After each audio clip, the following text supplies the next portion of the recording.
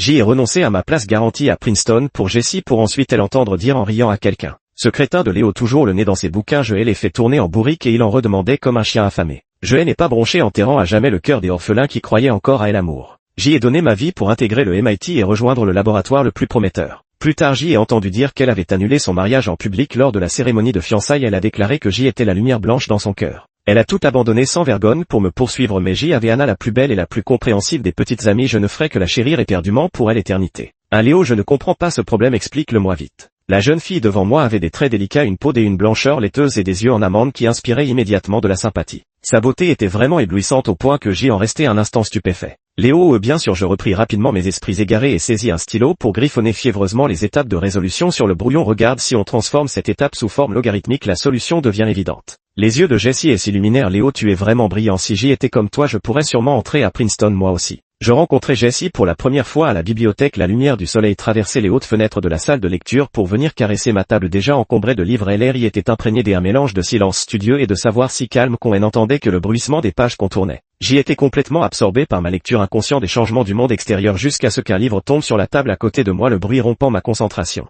Je tournai la tête et la vis debout près de elle, l'étagère en face de moi. Elle est embarrassée. Oh désolé, je ne t'avais pas vu. La voix de Jessie était douce et légèrement apologétique. Je fis un geste de la main pour montrer que cela ne me dérangeait pas. Ce n'est rien, cette bibliothèque est si grande qu'un petit bruit occasionnel ne fait pas de mal. Tu es bien Léo, n'est-ce pas? Je te connais. Elle semblait chercher un sujet de conversation. Je levai les yeux pour vérifier à plusieurs reprises, mais ma mémoire ne contenait effectivement aucune trace d'une fille aussi remarquable. Je ne crois pas te connaître en fait. Elle sourit légèrement. Léo, le premier de la classe, je suis Jessie Morgan. Vraiment, tu ne t'intéresses même pas à savoir qui est l'éternel second. Ces mots éveillèrent en effet en moi une certaine familiarité. Je me souvins vaguement que le nom qui suivait toujours le mien dans les classements était probablement celui de Jessie.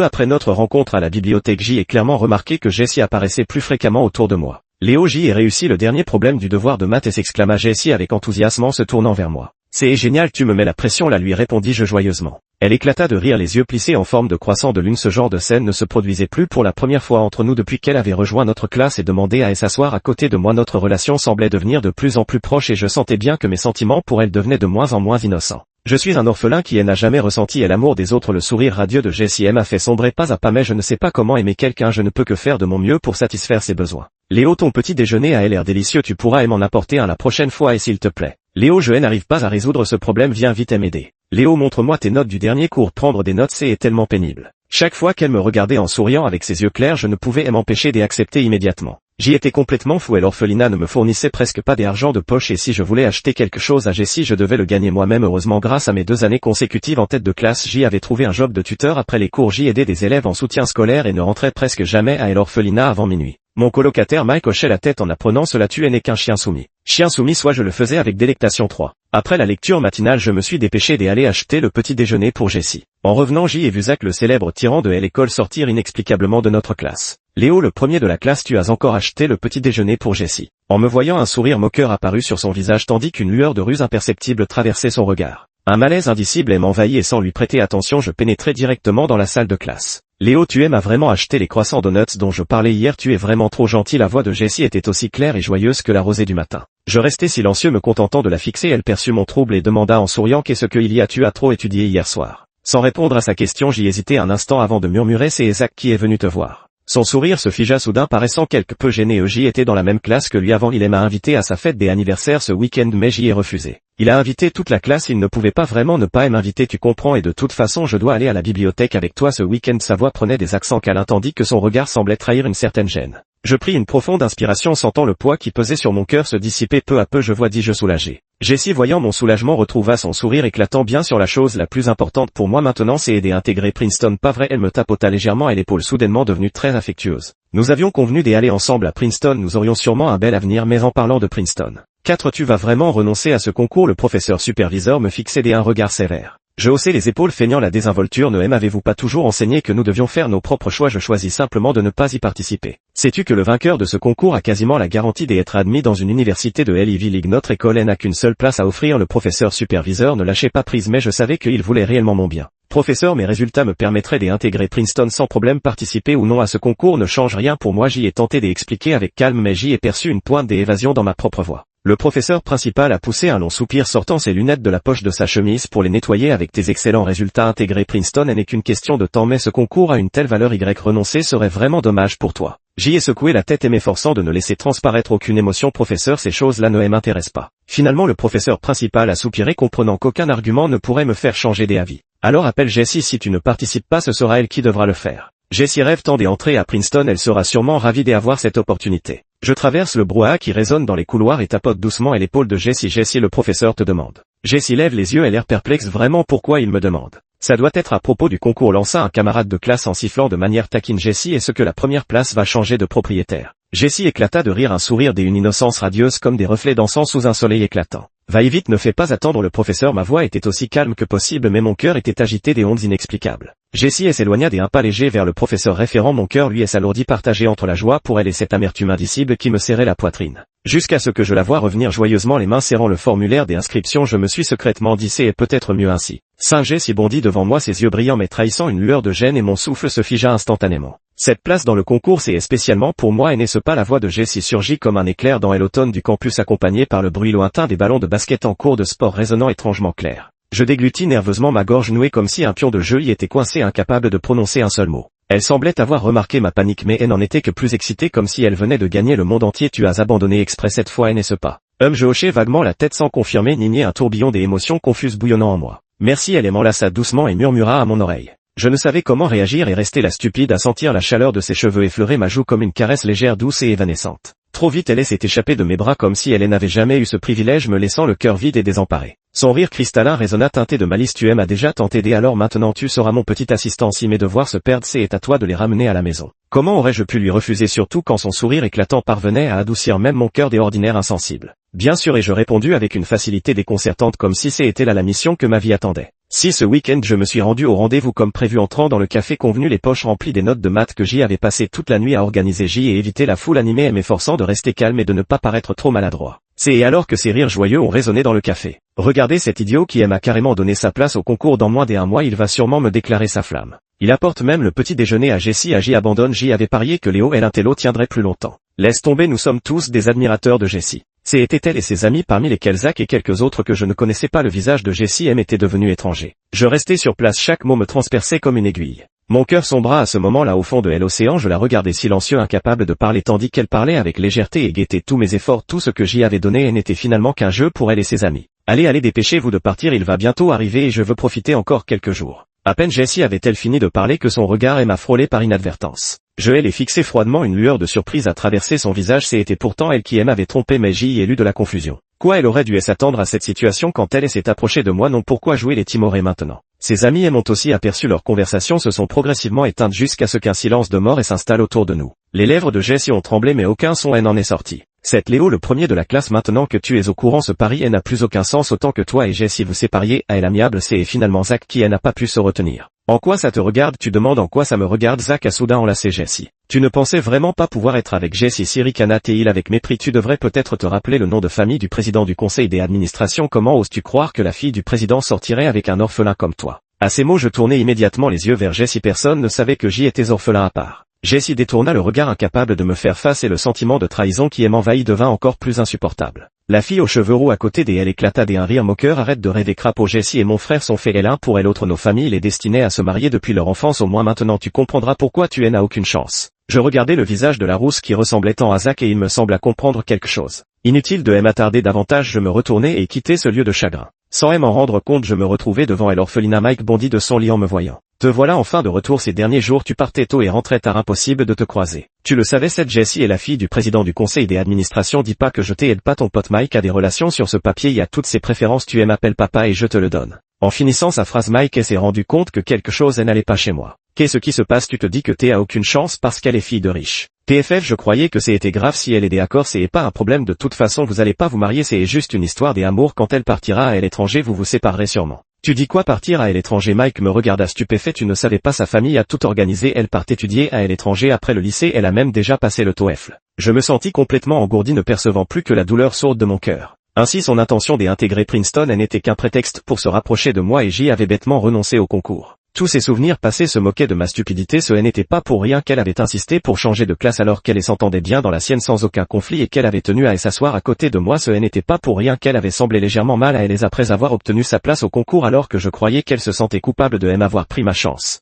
Et ce jour-là quand je lui ai demandé pourquoi Zach était venu la voir, elle m'a répondu en prétextant son anniversaire, mais maintenant en y repensant bien, et l'anniversaire de Zach remontait déjà à 3 mois avec son statut de caïd de l'école et de fils de riche. La célébration avait été assez mémorable, comment avais-je pu oublier ça? En réalité ce n'est pas que j'y avais oublié, c'est juste que je faisais confiance à Jessie, alors j'y avais choisi d'ignorer certains détails, mais maintenant que toute cette confiance s'est effondrée, la vérité commence peu à peu à apparaître. 8 lundi, il fallait bien retourner à l'école des habitudes. J'y étais toujours le premier à arriver en classe, mais cette fois-ci la lumière était déjà allumée. En entendant mes pas, Jessie s'est immédiatement levée. Laisse-moi t'expliquer. Je vais m'approcher d'elle calmement. Tu n'as pas encore rempli le formulaire des inscriptions au concours, donne-le-moi. Elle fouilla précipitamment dans son sac et me tendit le formulaire. Désolé, je n'en ai en fait pas besoin, tu peux partir. Je ne lui avais jamais parlé sur un ton aussi dur. Son visage blêmi, ses lèvres tremblèrent et elle murmura 2 mots. Léo. Tu peux partir, je répète, retourne dans ta classe des origines, retrouve ton cercle des amis d'avant. Elle reste là immobile à me regarder d'un air pitoyable. Une colère sourde monte en moi. Quand tu as accepté ce pari, tu aurais dû en envisager les conséquences. Non, je ne t'embête pas, je ne cherche pas à me venger, c'est plutôt bien pour toi. Non, où est-ce que mademoiselle Jessie ne s'est pas encore assez amusée et veut me torturer encore quelques jours? Son visage devient encore plus pâle. Non, ce n'est pas ça. J. dit ça sans réfléchir. Tu sais bien comment était l'ambiance à ce moment-là. Arrête, tu sais très bien à quel point ce concours est important pour moi et toi, petite princesse gâtée, tu n'as pas besoin de cette compétition et ne se pâmait pour ce pari. Tu l'as accepté avec plaisir. Non. Elle voulait continuer à se justifier, mais je ne lui en ai pas laissé l'occasion. Je l'ai regardé droit dans les yeux et j'y ai articulé lentement: je ne te croirai plus jamais. J'y ai tourné les talons et quitté la salle de classe. Dépêche-toi de ranger tes affaires et rentre, la salle va bientôt se remplir. Je reviendrai après la lecture du matin, je ne veux pas me disputer avec toi devant les autres. 9 Les jours qui suivirent se déroulèrent comme des habitudes, comme si Jessie n'avait jamais fait son apparition devant moi. Seulement de temps en temps, lorsque je croisais ce groupe des enfants de riches, je percevais des regards étranges. Je suis retourné voir mon professeur encadrant qui s'est montré très bienveillant envers moi malgré mes revirements répétés. Il a tout de même validé mon inscription au concours tout en remplissant le formulaire. Il a tapé lourdement sur mon épaule. Toute chose à son temps, Léo, tu dois saisir cette opportunité. Bien sûr que je chérirai cette occasion si durement obtenue. Cette fois je n'abandonnerai plus mon avenir pour qui que ce soit. Enfin je me suis mis en route pour le concours dans un endroit étranger. Je me sentais encore un peu mal à l'aise avec le climat et elle la veille de l'examen. J'y étais inévitablement un peu nerveux, alors j'y ai pensé à me promener dans le parc près de l'hôtel. Dans l'ascenseur, j'y ai été surpris de voir Anna de l'école voisine, mais en y réfléchissant bien, ce n'était pas si étonnant. Nous occupions toujours tour à tour les premières et deuxièmes places du classement de la ville et nous nous rencontrions souvent dans divers concours. Qu'elle participe à cette compétition était donc tout à fait normal. Quelle coïncidence,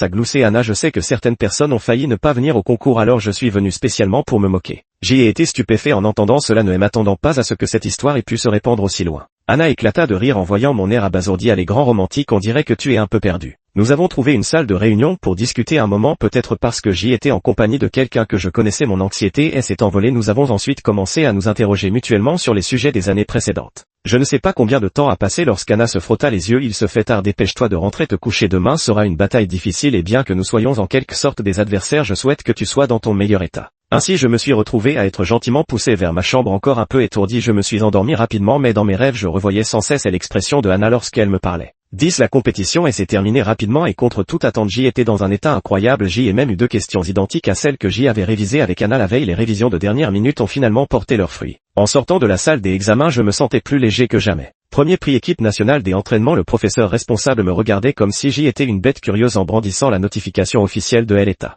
Je me grattais la tête en riant bêtement. Cette fois ton admission à Princeton est assurée, va remplir ta demande de recommandation. Non, cette fois je choisis le MIT. Princeton était en fait le choix de Jessie. Si je ne devais penser que à moi-même, je préfère largement l'informatique du MIT. Cette fois je vais suivre mon cœur. Après avoir été admis sur dossier, les jours devinrent plus paisibles. Avec l'aide de mon tuteur, j'y ai trouvé plusieurs emplois bien rémunérés comme professeur particulier. Les employeurs, sachant que j'y étais admis au MIT, me traitaient avec une grande considération. Seulement Anna restait collée à moi comme une ombre, impossible de m'en débarrasser. Elle venait d'un milieu modeste, mais grâce à une famille unie, elle dégageait une vitalité contagieuse. Léo, j'y étais en train d'aider le directeur de l'orphelinat à classer des documents dans son bureau quand les cris d'Anna ont retenti avant même qu'elle n'apparaisse. La famille d'Anna habitait tout près et ils venaient souvent et s'occupaient des plus jeunes enfants ensemble. Tout le monde les connaissait bien. Le directeur la taquina en disant: Anna, tu viens encore chercher Léo. Anna eut un sourire gêné et baissa un peu la voix. Et monsieur le directeur, la dernière fois Léo m'a expliqué 2 exercices qui sont tombés lors du concours quand ma mère elle a insisté pour que je l'invite à dîner à la maison. Le doyen me regarda. Léo, je ne suis pas pressé ici, dépêche-toi d'y aller, ne fais pas attendre les autres. Je n'ai eu des autres choix que de poser les documents que je tenais et d'entraîner Anna hors du bureau. Ma mère a préparé des côtes levées aujourd'hui, tu vas te régaler. Tu n'imagines même pas à quel point c'est compliqué à préparer des habitudes. Si j'y osais en demander, elle me engueulerait. Aujourd'hui c'est grâce à toi que j'y ai droit à ce festin. Anna sautillait sous le soleil, ses lèvres et s'ouvrant et se refermant sans arrêt au rythme de son bavardage incessant. Je me sens un peu étourdi et je l'interromps rapidement. Ce n'est pas convenable que j'y aille chez toi sans rien apporter. Je vais rentrer chercher quelque chose pour ta mère. Mon dortoir est juste devant, je cours jusqu'à la porte en 3 enjambées mais je vois une personne accroupie devant. 11 peut-être en entendant arriver quelqu'un, cette personne relève brusquement la tête, c'est Jessie. Léo, j'y ai entendu dire que tu étais admis directement au MIT. À ce moment-là, Anna arriva en courant essoufflée. Et pourquoi tu cours si vite, ma mère n'est pas si pressée que ça. Jessie sembla profondément choquée par ces mots. Je ne m'attendais pas à ce que Jessie trouve mon adresse, mais après réflexion, il lui suffisait d'utiliser l'autorité de son père pour consulter les dossiers des étudiants et me localiser facilement. Bien que je n'ai pas vraiment envie de m'occuper de Jessie, Anna semblait soudain intéressée et elle tira sur le PAN de ma chemise. Léo, même si on avait prévu d'aller voir mes parents aujourd'hui, si cette jeune femme a besoin de toi, on peut reporter ça à plus tard, mais ne la fais pas attendre trop longtemps. D'accord. J'y en eus la chair de poule, mais je compris ce qu'elle voulait dire. Ne t'inquiète pas, j'y ai promis de t'accompagner aujourd'hui et je ne changerai pas d'avis. Jessie, furieuse contre nous, trépigna des pieds, les yeux rougis avant de s'enfuir en courant. Je rentrai dans la chambre pour prendre le coffret de snacks acheté quelques jours plus tôt, puis suivi Anna en direction de chez elle. Mais Anna ne semblait pas vouloir lâcher le sujet. C'est donc cette Jessie, elle réfléchit un instant avant d'ajouter, elle est plutôt jolie en fait. Ces derniers jours, je pouvais plus ou moins deviner les sentiments de Anna, mais en repensant minutieusement à chaque moment partagé avec Jessie, je me suis rendu compte que notre rupture, elle n'était pas entièrement de sa faute. Je ne la connaissais pas vraiment vouloir construire une relation sans même partager le même milieu social. De plus, ayant grandi sans parents, je n'ai jamais vu à quoi ressemblait un amour sain face à quelqu'un que j'aimais. Je ne savais qu'acquiescer aveuglément. Je ne pensais pas à m'améliorer ni à rendre notre relation meilleure. Avec tous mes défauts, comment pouvais-je oser approcher une fille aussi rayonnante? J'y ai pris mon courage à 2 mains pour lui dire, tu es la vue, c'est la fille que j'aimais avant. Anna fit la moue, et alors je ne me considère pas inférieur à elle. Bien sûr, Anna était si rayonnante et ouverte qu'elle pouvait remplir son entourage d'énergie. Elle était unique sans besoin de se comparer à qui que ce soit. Mais tu sais aussi que je suis orphelin, tes parents n'accepteront jamais que nous soyons ensemble. Avec un passé comme le mien, sans l'amour de parents, sans aucun réseau social ni capital accumulé, quel parent voudrait que sa fille sorte avec un garçon comme moi? Mais mes paroles n'ont eu aucun effet. Qu'est-ce que ça change d'être orphelin? Comment peux-tu savoir que mes parents ne seraient pas d'accord? Non, c'est impossible. Un orphelin comme moi qui n'a jamais connu l'amour normal ne sait pas aimer. Si je me mettais en couple, je serais forcément un petit ami lamentable. Anna me regarda avec une grande gravité et dit, Léo, tu ne peux pas dire ça. Depuis que je suis petite, mes parents m'emmènent à l'orphelinat. Je ne vois pas de différence entre vous et moi. Vous n'avez pas l'amour de vos parents. C'est vrai qu'il vous manque beaucoup, mais l'amour ne se limite pas à ça. Tu as l'affection de monsieur le directeur et l'amitié de Mike et des autres. Tout cela c'est de l'amour. Quand on reçoit assez d'amour, on peut à son tour aimer les autres. Alors veux-tu essayer de recevoir mon amour? Comme ça tu sauras aussi comment m'aimer en retour. Je ne sais pas quoi dire, ces mots m'ont vraiment donné beaucoup de courage. Mais je ne sais toujours pas comment affronter ses parents et ce qu'ils accepteront vraiment que leur fille sorte avec un bon à rien comme moi. 12 Attends un peu, tes parents ne sont pas forcément d'accord, ne sois pas trop obsédé par l'amour. Anna a grogné un peu, tu verras pendant le dîner, mes parents t'adorent. Arrivé chez Anna, j'y ai posé le paquet de snacks sur la table basse et dit maladroitement à ses parents, bonjour oncle, bonjour tante. À ce moment-là, la tante venait justement d'apporter le dernier plat. Vous arrivez à point nommé, le repas est prêt, allez vite vous lavez les mains et venez à table. Pendant le repas, l'ambiance à table était chaleureuse et l'oncle, la tante et Anna racontaient tour à tour les anecdotes de leur journée sans oublier de me servir des plats. Mon bol de riz était si plein qu'il ressemblait à une petite montagne, j'y en avais plus qu'assez. J'y observais leurs interactions avec envie. Si seulement c'était ma famille, je me suis tapoté le front. Comment pouvais-je rêver éveillé en plein jour? Oncle, tante, arrêtez de me servir, je vais éclater. Anna me donne un coup de coude, tu vois, elle avait dit, mes parents t'adorent. Mon cœur était amer, il m'appréciait parce qu'il me voyait comme l'enfant modèle, pas comme le petit ami de leur fille, et s'il savait que Anna et moi étions peut-être ensemble, il me mettrait probablement à la porte sur le champ. Quand le repas fut terminé, je voulus faire la vaisselle, mais l'oncle m'en empêcha. Laisse ce bol là, ne me vole pas mon travail. La tante regarda Anna, va aider ton père. Anna fit un salut à la tante, à vos ordres, et se précipita immédiatement dans la cuisine. La tante éplucha une orange pour moi, je fus surpris et flatté, je l'attrapai et venais à peine d'en mettre un morceau dans ma bouche quand la tante déclara soudain, est-ce que notre Anna sort avec toi? Je sursautai et m'empressai d'avaler l'orange dans ma bouche et agitai vivement les mains devant la tante. Non, je n'oserais jamais convoiter Anna. La tante dit, oh, ce n'est pas grave si c'est le cas, on t'a vu grandir, tu es un bon garçon, on comprend. Anna, elle aussi t'apprécie beaucoup. Ces derniers jours, elle rentrait à la maison avec un sourire qui ne voulait pas disparaître, et quand elle nous parlait, c'était de toi toutes les 3 phrases. Mon cœur s'emballa, les oncles et tantes ne seraient-ils vraiment pas contre? Mais la tante changea soudain de ton, mais mon cœur se serra et je ne pus m'empêcher de demander, mais quoi? La tante me regarda avec un sourire gêné. J'y ai entendu dire que tu semblais avoir des sentiments pour une autre fille. Si tu n'aimes vraiment pas Anna, alors laissons tomber cette histoire. Je me redressai précipitamment. Non tante, c'est vrai que j'y aime bien Anna en ce moment. Vraiment, je hochai la tête à plusieurs reprises, vrai de vrai. Ma tante eut un sourire malicieux. Anna, arrête de nous écouter en cachette. C'est seulement alors que je remarquai que le bruit de l'eau dans la cuisine s'était arrêté depuis un moment et que 2 silhouettes, une grande et une petite, se reflétaient sur la porte vitrée. En entendant ces mots, Anna toute rouge ouvrit timidement la porte vitrée. Très après avoir officialisé ma relation avec Anna, j'y ai décidé de rejoindre l'équipe de recherche. Après avoir intégré l'équipe de compétition de l'État, un jeune professeur du MIT m'a tendu une branche des Olivier. Son groupe de recherche était spécialisé en sécurité informatique, un domaine qui m'intéressait beaucoup et que je considérais comme un secteur d'avenir. De plus, rejoindre l'équipe me permettrait d'avoir un salaire et si nous développions des brevets, je pourrais toucher des primes ou les vendre à des entreprises. Ce n'est qu'en devenant une meilleure version de moi-même que je pourrais avoir la confiance nécessaire pour offrir une vie meilleure à Anna. Anna est comme un phare qui guide mes pas et peu à peu tout dans ma vie semble se mettre en place. En septembre, lorsqu'Anna a également repris les cours, nous nous sommes retrouvés sur le campus du MIT. Elle avait choisi la finance comme spécialisation et venait parfois me rendre visite dans mon groupe de travail où les anciens ne manquaient jamais une occasion de nous taquiner. Mais ce jour-là, un intrus est venu perturber notre petit groupe.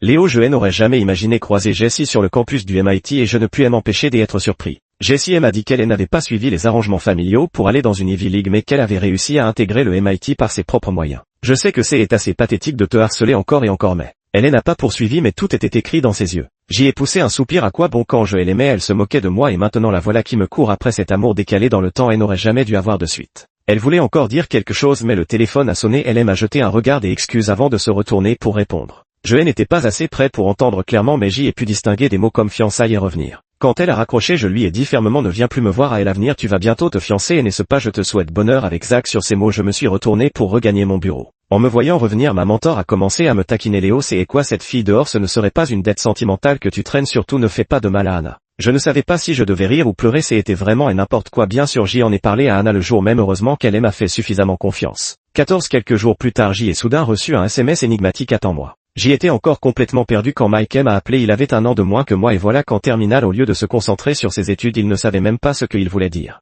Allez appelle-moi papa et je te révèle une nouvelle qui va te scotcher. Si tu veux pas parler je raccroche voyant que je ne mordais pas à elle hameçon, il est n'eut autre choix que de dire regarde la vidéo que je t'ai envoyée. Je jetai un coup d'œil à l'écran de mon téléphone, effectivement il y avait une vidéo. La vidéo montrait un hall des hôtels somptueux où les invités élégamment vêtus semblaient assister à une cérémonie de fiançailles alors que l'image tournait je vis les noms sur la scène principale. Jess et Zach, c'était donc leur fête de fiançailles. À ce stade je n'avais plus envie de regarder, inutile de me montrer ça, je les tourner et j'y ai une petite amie maintenant. Mike garda cependant un silence mystérieux, continue à regarder. Son attitude avait effectivement piqué ma curiosité et je repris la vidéo. La vidéo devint progressivement plus bruyante, la foule de plus en plus dense jusqu'à ce que la cérémonie de fiançailles commence. Enfin Zach en costume cravate arborait un sourire narquois de vainqueur à ses côtés. Jessie portait une robe rouge mais son expression était grave comme perdue dans ses pensées lorsque le maître de cérémonie annonça les fiançailles des deux familles. Jessie s'empara soudain du micro et déclara non je ne veux pas de ces fiançailles avant de s'enfuir. Je restais incrédule. Quoi? Mike demanda à l'autre bout du fil. Tu sais pourquoi elle a annulé ses fiançailles? Pourquoi faire? Ce ne peut pas être pour moi. C'est vraiment pour toi. J'y ai travaillé à temps partiel dans cet hôtel aujourd'hui et je l'ai entendu dire à ses parents dans la loge qu'elle aimait quelqu'un qui était aussi au MIT. C'est clairement toi, non?